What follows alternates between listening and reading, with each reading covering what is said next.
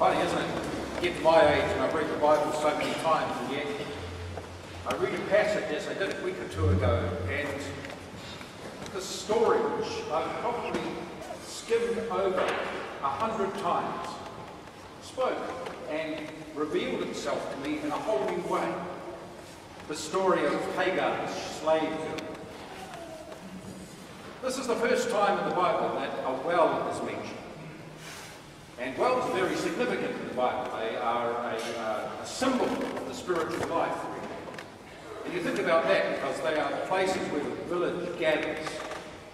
And they're also the place where this life-giving substance, the water, is drawn up and shared. And here is the story of a little girl who had a horrendous life. She was a slave. She had been taken from Egypt, where she grew up and given to Sarai, bought by her in some way, and lived a life of drudgery and oppression. And then Sarai found that she couldn't have children, and so she ordered her slave girl to go into her husband and be impregnated. Well, this young woman, she wanted to sleep with an 85-year-old man. Well, that's neither here nor there. She has no opinion in the matter. She just has to do it. Does she want to become pregnant? Well, again, she has no say in the matter. She is a nothing. She's a nobody. She's a womb on two legs. And she becomes pregnant. And then it doesn't all go quite according to plan. Sarai has invited another party into the marriage. And suddenly things are complicated.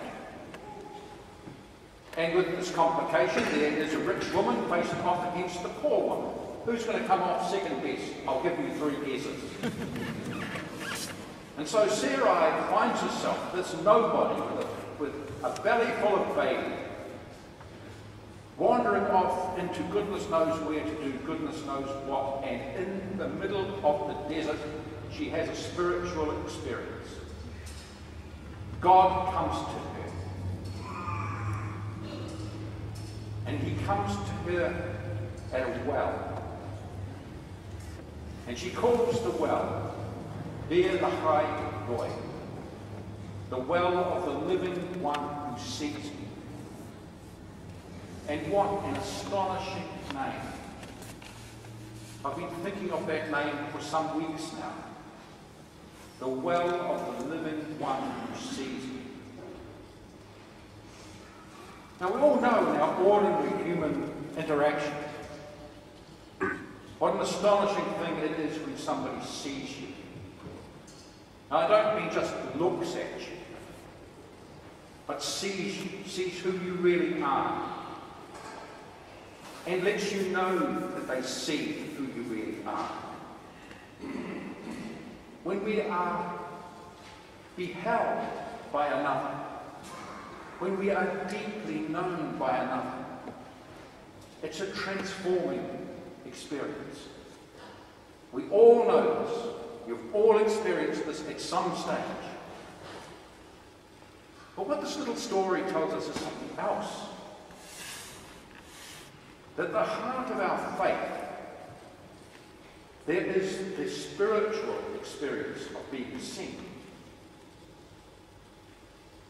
Now, many people have spiritual experiences. You have them in all manner of ways.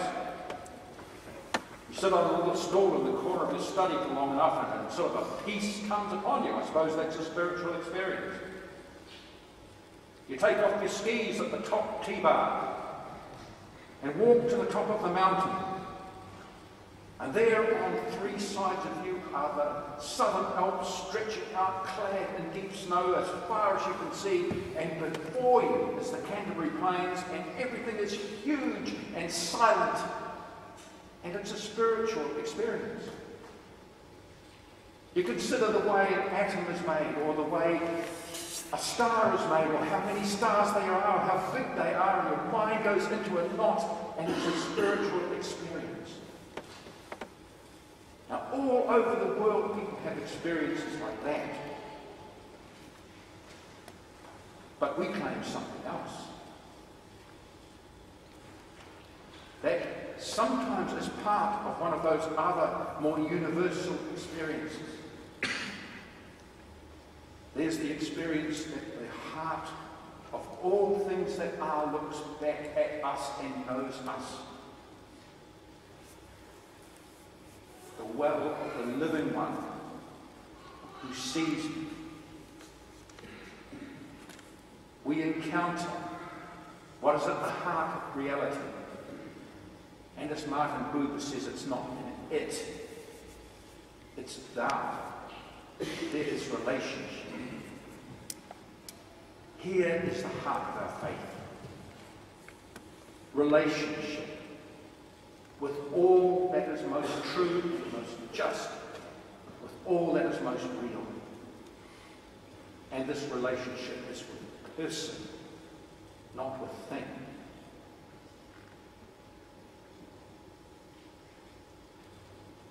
The well, the living one who sees me. I think that that's what we are called to be. In this church, sitting on top of this great flight of steps above the octagon, in your parish church, in your little community of faith, in your life, that's what you are called to be. A well of the living one who sees me.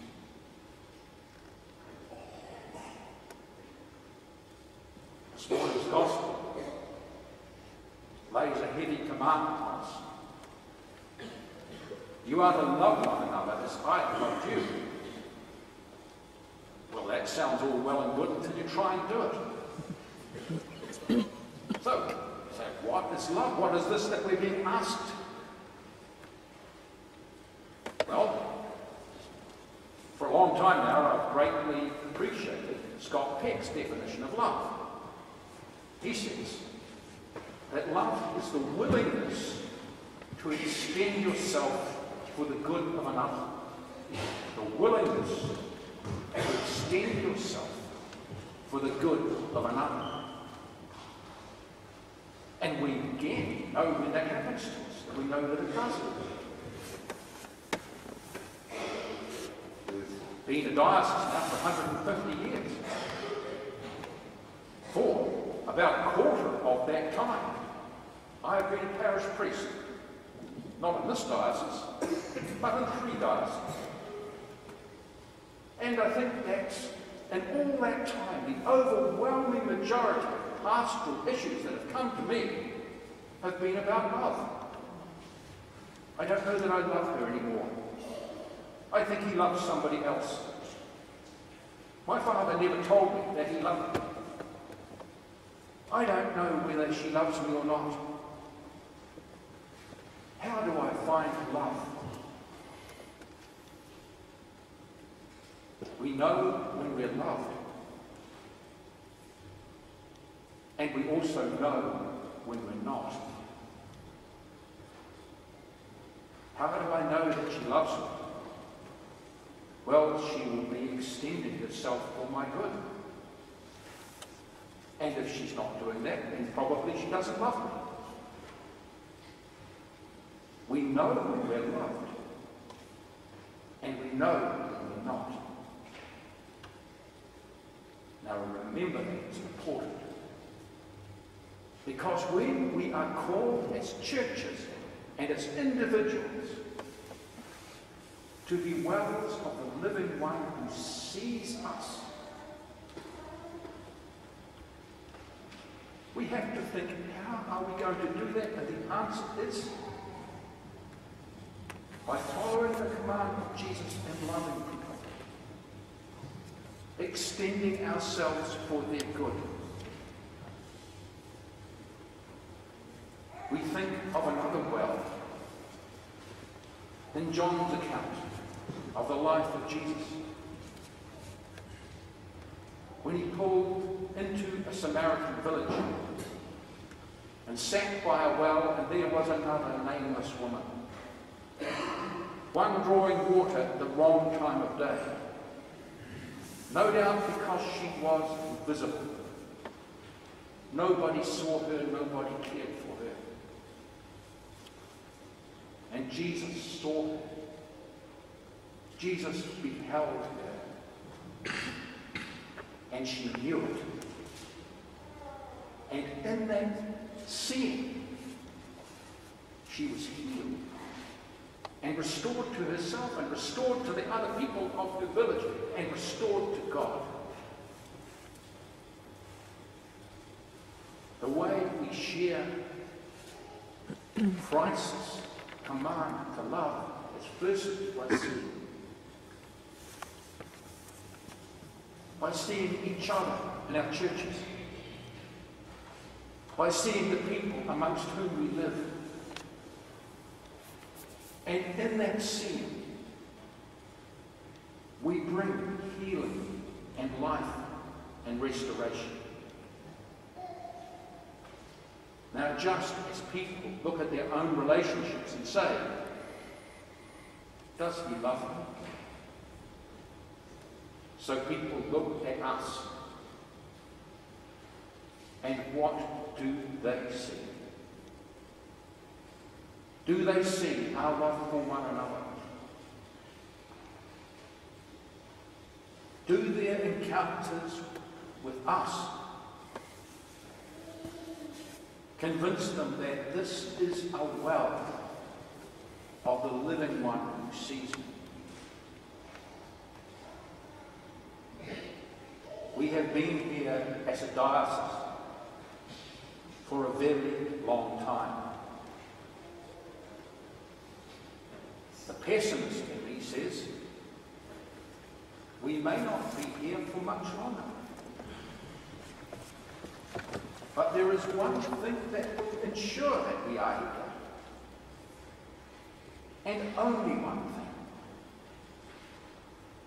If we can find in our life together that living water which healed the woman by the well in Samaria 2,000 years ago. If we can know that ourselves, if we can look at one another and say, behold a child of the living God. If we can look at the communities in which we live, and we can see and they can know that we see, then we will be what God calls us to be. The well of the living one who sees me. It's a beautiful name. It's a transformative name. It's a foundational name for the rest of the Scripture story. And may God make it the name by which we know ourselves and the name by which others know us.